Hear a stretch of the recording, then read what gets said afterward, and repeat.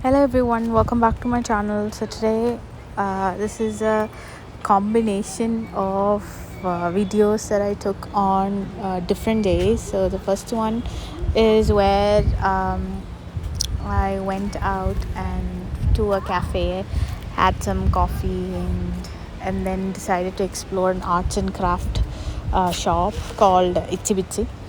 And also walked through Kormangla. It's has got a lot of beautiful things. Actually, I've not explored Itsibitsi too much because I always thought it was expensive. But when I got inside and actually explored, I realized it's not that bad.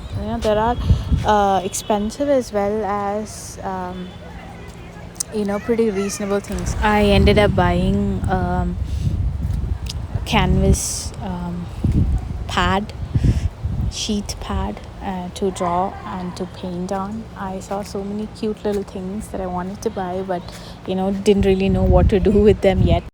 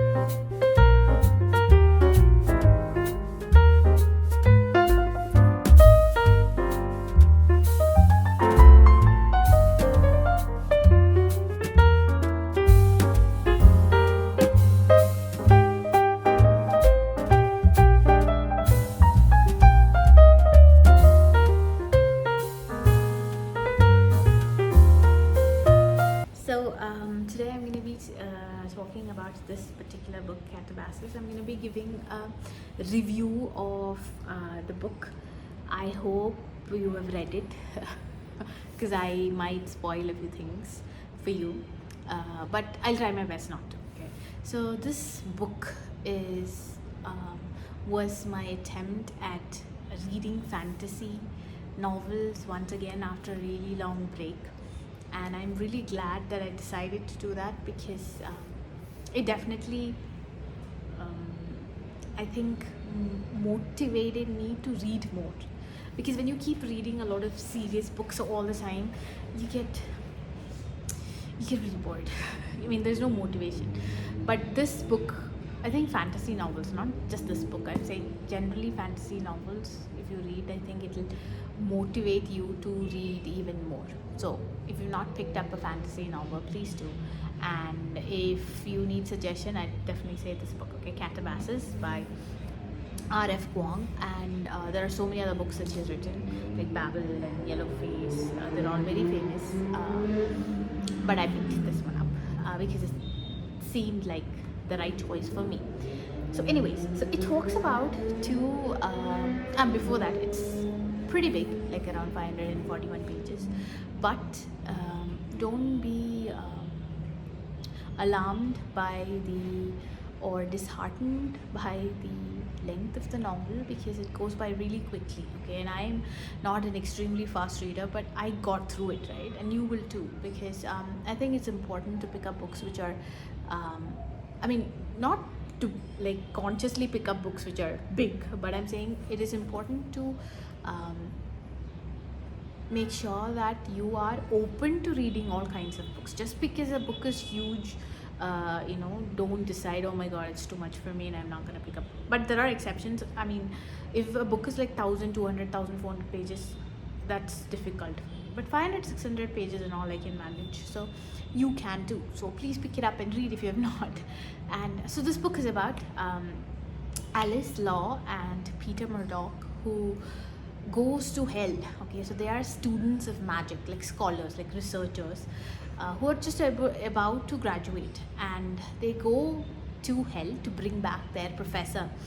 Now who sent him there, how that happened, all of that is for you to read and enjoy, because it and they are part of the magic school. Okay, so they specialize in magic. So there's a lot of conversation that happens about pentagrams, a lot of literary personalities like Dante, Virgil.